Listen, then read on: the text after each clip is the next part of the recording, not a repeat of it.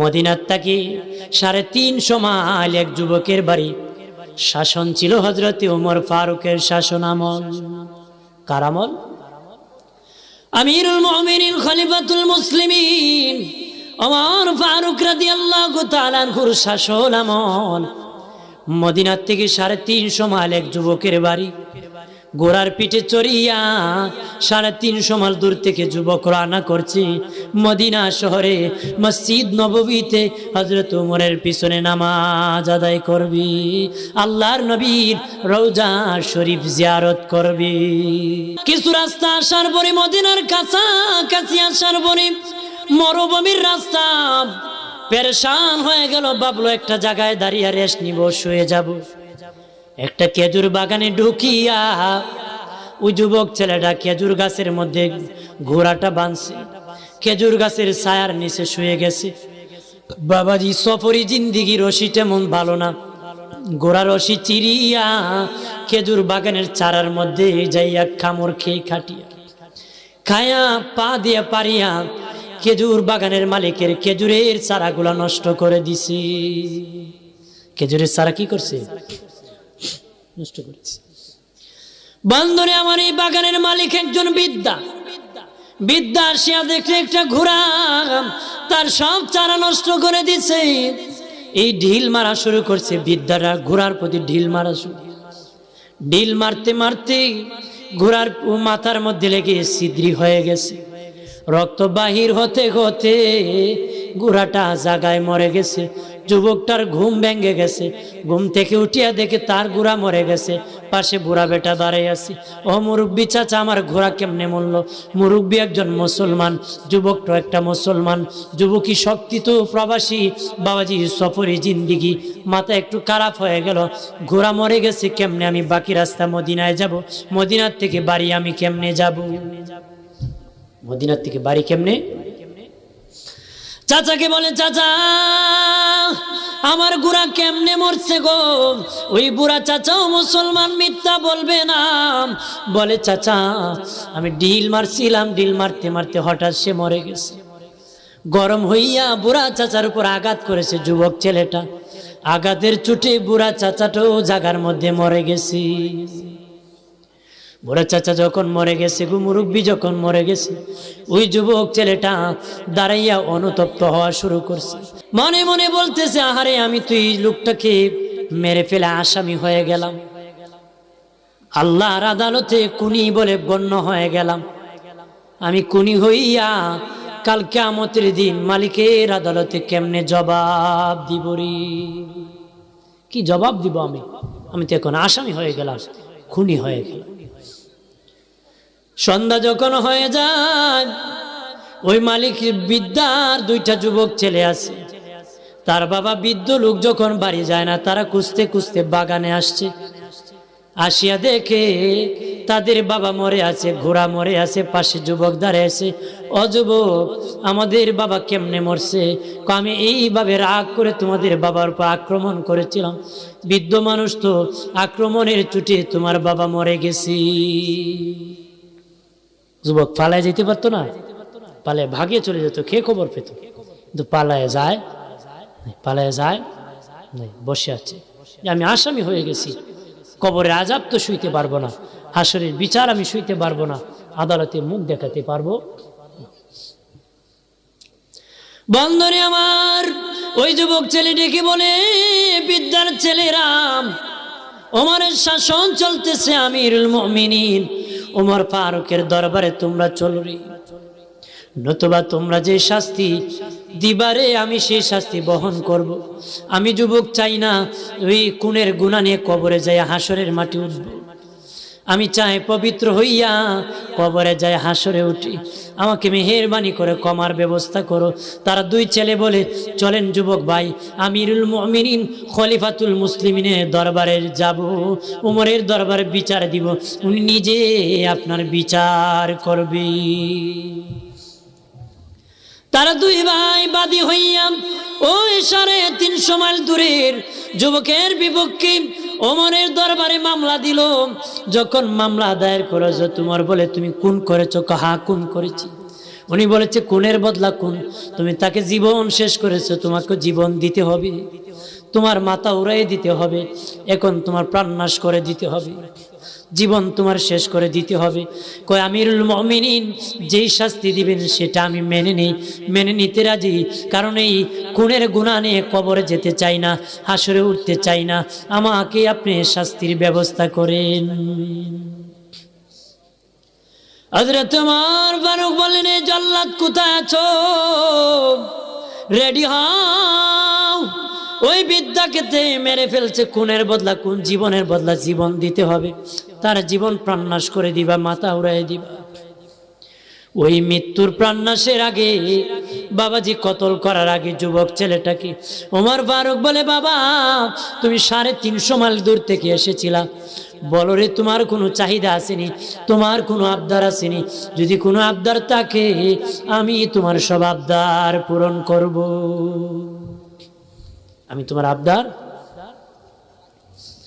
ওই যুবক ছেলে ডেকে বলে, আমিরুল মুমিনিন আমার যদি কয়েকদিন সময় দিতেন, আমার এলাকার একজন ইহুদির দোকান থেকে আমি কিছু বাকি মাল নিয়ে গিয়েছিলাম, সে বাকি কিছু করে টাকা পাবে, আমাকে যদি সময় দিতেন আমি বাড়ি যাইয়া ইহুদির পাওনাটা আদায় করে দিতাম।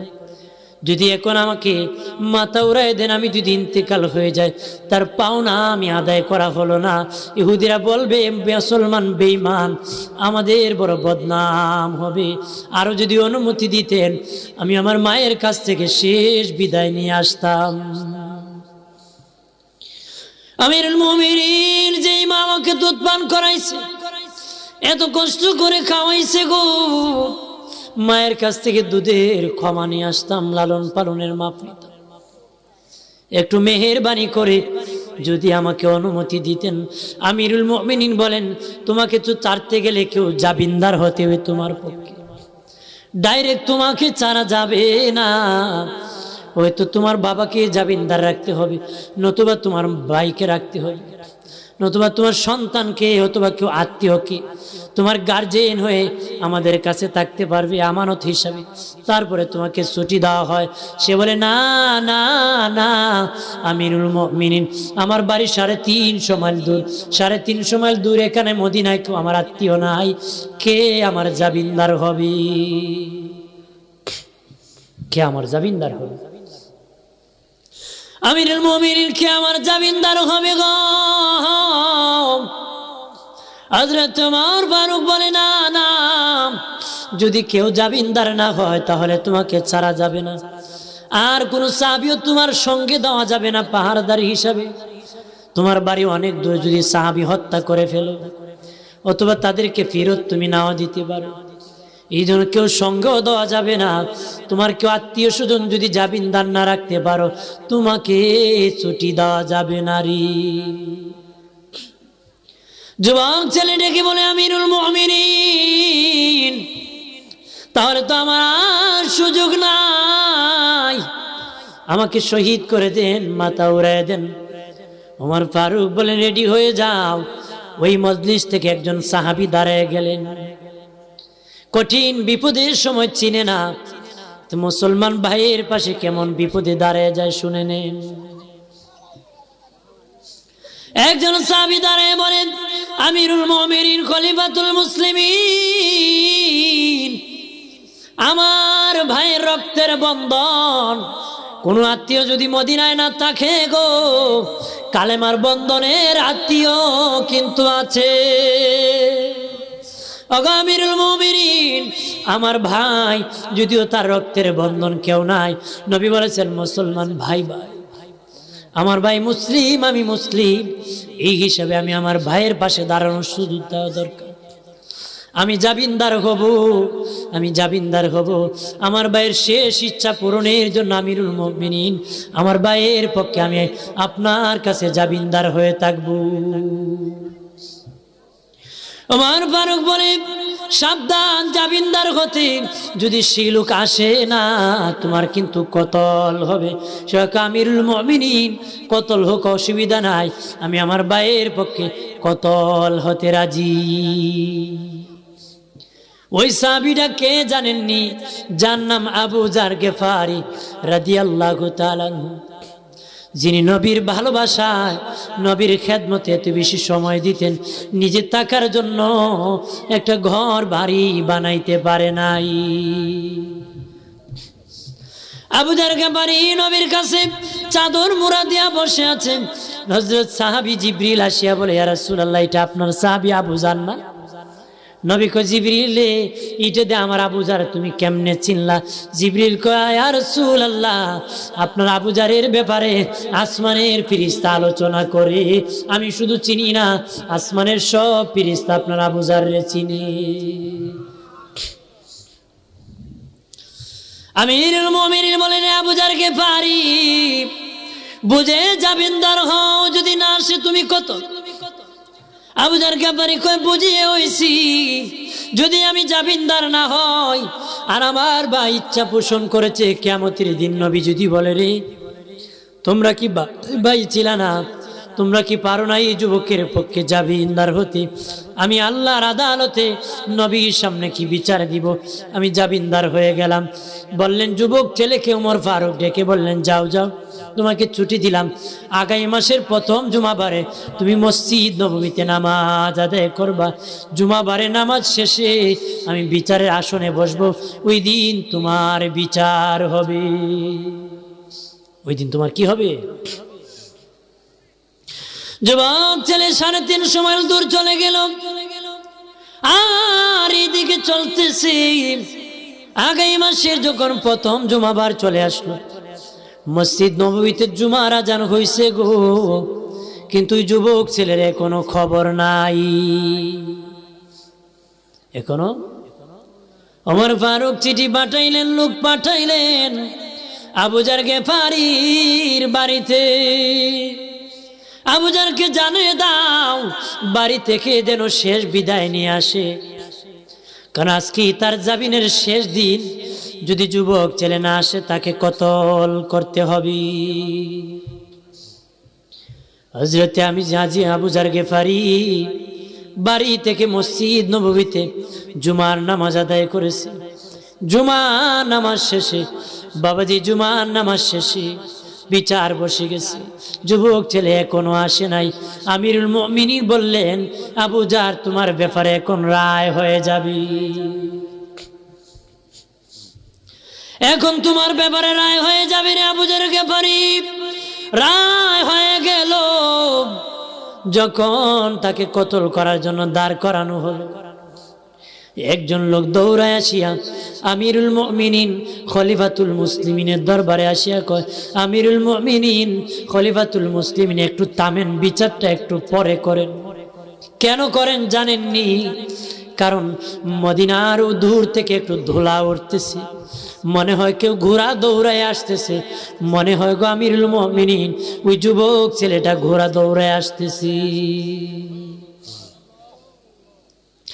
আর মদিনার মানুষ কান্দে, জল্লাদ কান্দে গো, সবাই বিনায় বিনায় কান্দে।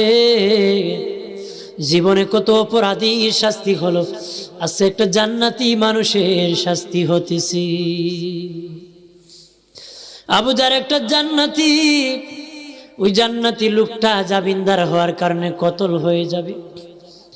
সারা মদিনার মানুষ হাউমাউ করে কান্দে, যে কতল করবে কাজী সেও কান্না কাটি শুরু করে দিছে।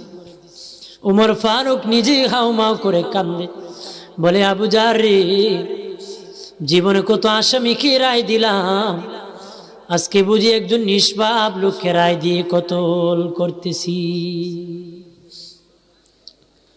কিছুক্ষণ অপেক্ষা করার পরে ঠিকই দেখে যায় ওই 350 মাইল দূরে যুবক ছেলেটা চলে আসছে।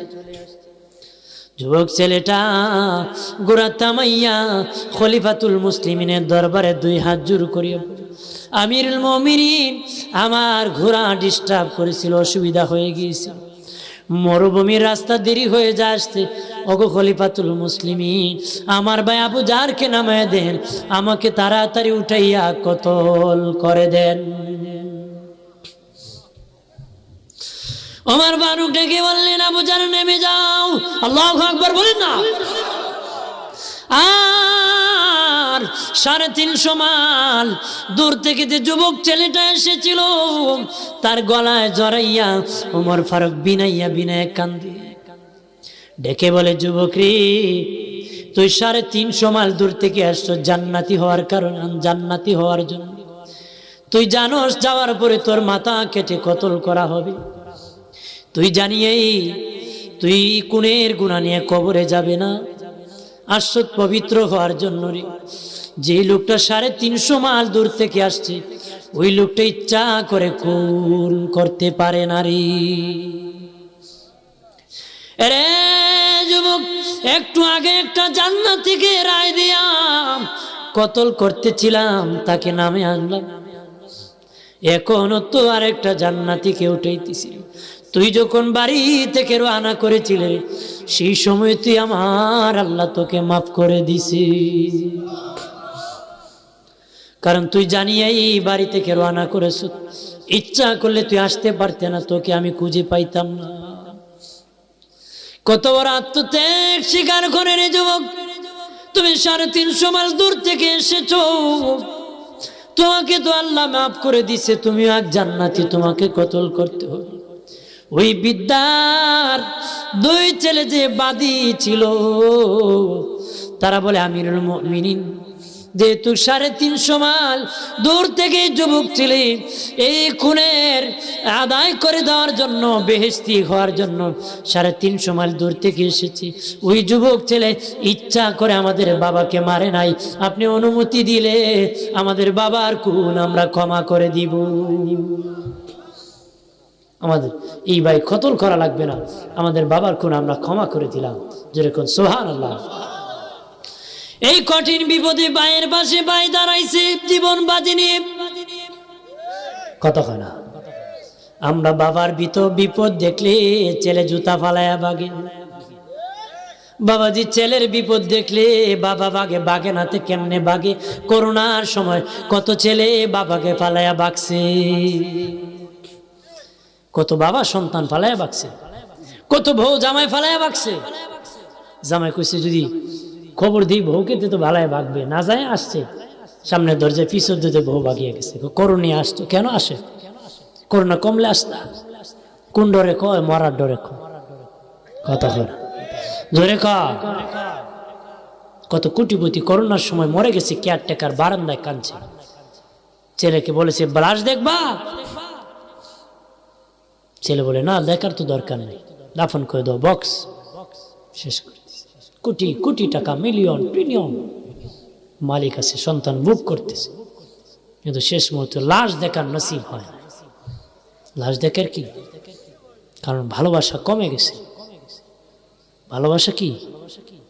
ইমানদার, আমলদার, হকের দাওয়াত দেওয়া আর ধৈর্য ধারণ ব্যক্তি কি কমে? যে কমছে না বাড়ছে? যেরকম কমছে না বাড়ছে? কম গেছে। কারণ ভালো মানুষ কমে গেছে, মন্দ মানুষ বেড়ে গেছে। বাবাজি এক সময় ছিল মন্দ মানুষ খুঁজে পাইতো না, আর এখন ভালো মানুষের সান্নিধ্য পাওয়া কঠিন হয়ে গেছে। ভালো মানুষের সান্নিধ্য পাওয়া কি কঠিন হয়ে গেছে। সত্য মানুষের সাক্ষাৎ পাওয়া কঠিন হয়ে গেছে। আল্লাহর কাছে দোয়া করতে হয়, আল্লাহ ভালো মানুষের দেখা দিও। আর এক সময় ছিল বাবাজি আমিরুল মুমিনিন ওমর ফারুক রাত্রে ঘুরাইতো, খারাপ মানুষ বাহির করব, ধরব, বিচার করব। রাতের অন্ধকারও খারাপ মানুষ খুঁজে পায় না রে। রাতের অন্ধকারও খারাপ মানুষ খুঁজে পায়। আর যেখানে কেউ খারাপ করতে চায়, আরেকজন বাধা দেয়, কয় খারাপ করিও না, মা চায় দুধের সাথে পানি মিক্স করবে, মেয়ে কয় বাধা প্রাচীর হয়ে দাঁড়াইছে, মিশায় না, আল্লাহ দেখবে। এইভাবে দাঁড়িয়ে গেছে। খারাপ মানুষ বেড়ে গেছে, এখন ভালো মানুষ কমে গেছে। ওই সময় ভালো মানুষ বেশি ছিল, খারাপ মানুষ কম ছিল। অনেক 200 মাইল দূর থেকে একটা যুবক ছেলে, একটা যুবতী মহিলা অলংকার পরিয়া মসজিদ নববী বাবু নিসার সামনে যাইয়া বাবাজি চিৎকার করে আওয়াজ করতেছে। উমর ফারুক দেখে মহিলার বাড়ি মদিনায় না, ইয়ামেন দেশে হবে, অনেক দূর থেকে হবে। ওই মহিলাকে বললেন, তোমার বাড়ি কই? বাড়ি হলো ইয়ামেন। তোমার সাথে কি কোনো পুরুষ লোক নাই? কয় না। ও আমিরুল মুমিনিন, আমার কোনো পুরুষ মানুষ বাঁচা নাই, মহিলাও নাই, পুরুষও নাই। ওমর ফারুক বললেন, হে মুহাম্মদ, তোমার শরীরে অনেক অহংকার, কেন মদিনায় এসেছো? আমিরুল মুমিনিন, ভাবলাম যেহেতু আত্মীয় স্বজন কেউ নাই, বাড়িঘর বিক্রি করেছি, সম্পদ সব গাটুরি বাদিয়া শেষ জিন্দিগি সোনার মদিনায় কাটায় দিব, সোনার মদিনায় কাটায়া দেওয়ার জন্য আমি এসেছি। ওমর ফারুক বললেন, মা তুমি অনেক সুন্দর, অনেক সম্বল তোমার হাতে গো, তুমি যে অনেক বাজার অতিক্রম করে হাঁটিয়া হাঁটিয়া আসছো, কোনো মানুষ কি তোমার দিকে তাকায় নাই? তোমার দিকে কি কোনো যুবক ছেলে তাকায় না? ওই মহিলাটিকে বলে, আমিরুল মুমিনিন, খলিফাতুল মুসলিমিন, অনেক বাজার পেয়েছি, একা একা একা হাঁটিয়া হাঁটিয়া এসেছি, কিন্তু গো আমার এত সম্বল আর অলংকার গায়ে আছে, একটা লোক মাথা উঁচু করে আমার দিকে তাকায় নাই। আপনার মেয়ে 200 গজ যাইতে পারবো না, সফলা কুমারবো, কতক্ষণ ঠিক কিনা? আর সম্বল নিয়ে খুব আইন, এদিকে রাস্তা বালা, এদিকে কিতা কিতা হেল্প করবো, হেল্প করতে সিপা গুলিত না, এমন হেল্প করে লুঙ্গি সুঙ্গি রাখকে হেল্প করে, কথা ঠিক কিনা? জোরে ক হাজরিন। এই জন্য খারাপ মানুষ বেড়ে গেছে, ভালো মানুষ কমে গেছে, সত্যবাদী কমে গেছে, মিথ্যাবাদী বেড়ে গেছে। মিথ্যা এখন ফ্যাশন, আর মিথ্যাবাদীরা সত্য জানলেও বলতে পারে না, কারণ সাহস নাই, কতক্ষণ ঠিক কিনা? এরা সত্য জানলো এরা বলতে পারে না, এরা মুখ দিয়া সত্য কথা আসে না, কারণ মিথ্যা কইয়া স্বভাব তো, মিথ্যা কই আরেক মিথ্যা করবো, আরেকটা করবো, আরেকটা করবো, যতক্ষণ মাতবো ততক্ষণ মিথ্যা করবো, কথা কয় না? জোরে কর, যতটুকু কথা বলবে ততটুকু কি হুজুর আইছেন, যতটুকু কথা বলবে ততটুকু কি বলবে? মিথ্যা বলবে, এটা স্বভাব তো। আমরা মিথ্যাবাদী হব না, সত্যবাদী হব। জোরে কোন কিবাদী হব? সত্যবাদী। মিথ্যাবাদীর উপর আল্লাহ লানাতুল্লাহি আলাল কাযিব। সত্যবাদীর উপর আল্লাহর কি? সত্যবাদীর উপর আল্লাহর কি? মোট কথা আমার আলোচনা, কারণ একটা সূরা আমি সূরা আসরের উপর আলোচনা করেছি, এই সূরার ভিতরে এক বিষয় না 4টা আসছে, এই জন্য আলোচনা ভিন্ন ভিন্ন হয়েছে। অনেকে বলবে যে হুজুরে অনেক বিষয় কথা বলেছে, না, আমি একটা সূরার ভিতরের কথা বলেছি, এই জন্য অনেকটা আসছে। আল্লাহ ইল্লাল্লাযিনা আমানু, যারা ঈমান এনেছে, ওয়া আমিলুস সালিহাত, নেক কাজ করেছে, ওয়া তাওয়াসাউ বিল হক ওয়া তাওয়াসাউ বিস সবর। এরপরে সে হকের ব্যাপারে আলোচনা করেছে, এরপরে ধৈর্য ধারণ করেছে। এ হলো 4টা। ধরে কোন কয়টা? তারা হলো সফল। তারা কি? সফল। কারণ এই সফলতা পেতে গেলে ধৈর্য হলো সবচেয়ে মহৎ গুণ। সব মিলি ইবাদত বলেন, নামাজ বলেন, রোজা বলেন, হজ বলেন, জাকাত বলেন, দুনিয়া হাঁটা বলেন, চলা বলেন, দোকানদারি বলেন, ব্যবসা বলেন, মায়ের পেটে সন্তান নিয়েছে, সব কাজে সকলেই ধৈর্য ধারণ করতে হবে, কথা হয় না? মা যদি পেটে বাচ্চা নেওয়ার পরে বেতার চুটি সহ্য না করে ডিলিট করে দেয়, তাহলে তার আর সামনের সফলতা সামনে নাই, কারণ সে ধৈর্য ধারণ করতে পারছে না। কিন্তু এই যন্ত্রণা ভোগ করে, ধৈর্য ধারণ করে, প্রসব যন্ত্রণায় কষ্ট করে যখন বাচ্চা প্রসব নিবে, তখন তার সফলতা ফিরে আসবে। সফলতা এত সহজ নয়, ধৈর্যের মুসলমান হতে হবে, ধৈর্যের নামাজি হতে হবে, ধৈর্যশীল হাজি হতে হবে, ধৈর্যশীল দানশীল হতে হবে, ধৈর্যের সাথে সেজদা করতে হবে। আজকে সেজদা দেওয়ার অভাব নাই, ধৈর্যের সেজদার অভাব। ধৈর্যের সেজদার কি অভাব? ধৈর্যের সেজদার কি অভাব? বাবাজি আগের মাটি দোয়া করতো, হাঁটলে আল্লাহ ওই বান্দারে আমার মধ্যে হাঁটায়ও। এখন মনে হয় মাটি লানত করে, এই দুষ্টরে আমার উপর আর নিও নারী। মাটিরও তো কথা বলতে পারে, মাটিরও জীবন আছে, মাটিরও শক্তি আছে, মাটিও আল্লাহর কাছে আবদার করতে পারে, মাটিও আল্লাহর কাছে কি আবদার করতে। মাটিও কি করতে পারে? আজকে আমরা সবুর নাই, ধৈর্য নাই, শুধু কি লিখি, কেউ কারো সবুর নাই। বন্ধুরে আমার, সবুরের সাথে মিলেমিশে চলবেন, মহব্বত করবেন, ভালোবাসা বাড়াবেন। ভাইয়ের সাথে ভাইয়ের মহব্বত, পিতার সাথে মাতার মহব্বত, মাতা পিতা একজন আরেকজনের সাথে ভালোবাসা বাড়াই দেন। বিভীষণ, আগে মানুষ এক কুয়ার পানি 3 গাম মিলে খাইতো, এখন এক টিউবওয়েলের পানি বাবা ছেলে খেতে পারে নারী, খাইতে পারেনি। আগে ওই গাম 1 গাম আর 1 গাম মারামারি করতো, এখন আর ওই গাম আর ওই গাম, ওই পাশের ঘর আর ওই ঘর না, এক ঘরে আর ঘরে ঘরে বসে বসে ঝগড়া হয়। ঝগড়া হয় কি না? কারণ ইমানও নাই, আমলও নাই, হকের আলোচনা নাই, নিজ হকের পথে চলে না, হকের দাওয়াত দেয় না, ধৈর্য ধারণ করে না। কারণ জীবনটা দুর্নীতিবাজের জিন্দিগি, ইমানে জিন্দিগি না দুর্নীতির জিন্দিগি, আমলি জিন্দিগি না দুর্নীতির জিন্দিগি, হকের জিন্দিগি না দুর্নীতির জিন্দিগি। বাবাজি, ধৈর্যের জিন্দিগি নাই, দুর্নীতির জিন্দিগি। যার পারিবারিক জীবনে ধর্ম নাই, ইমান নাই, আমল নাই, তার জীবন পারিবারিক জীবনে দুর্নীতিবাজ হয়। পারিবারিক জীবনে কি হয়? দুর্নীতিবাজ হয়। মনে করেন বড় ভাই যদি হয়, ধর্ম না থাকে, সবার মাল মাইরা খাই নিব, ধর্ম না থাকার কারণে দুর্নীতিবাজ হয়েছে। যদি বাবাজির সামাজিক দায়িত্বে থাকে, সামাজিক জীবনে যদি ধর্ম না থাকে, যদি ধর্ম না থাকে, ইমান না থাকে, আমল না থাকে, হকের উপর না থাকে, ধৈর্য না থাকে, দুর্নীতিবাজ হবে, মানুষের মাল মেয়ে কেড়ে ফেলবে। যেই ব্যক্তি রাষ্ট্রীয় দায়িত্বে থাকে, যার যদি ধর্ম না থাকে, রাষ্ট্রীয় জীবনে দুর্নীতিবাজ হবে। তার যদি আন্তর্জাতিক দায়িত্বে থাকে, যদি ধৈর্য না থাকে গো, ইন্টারন্যাশনাল দুর্নীতিবাজ হবে।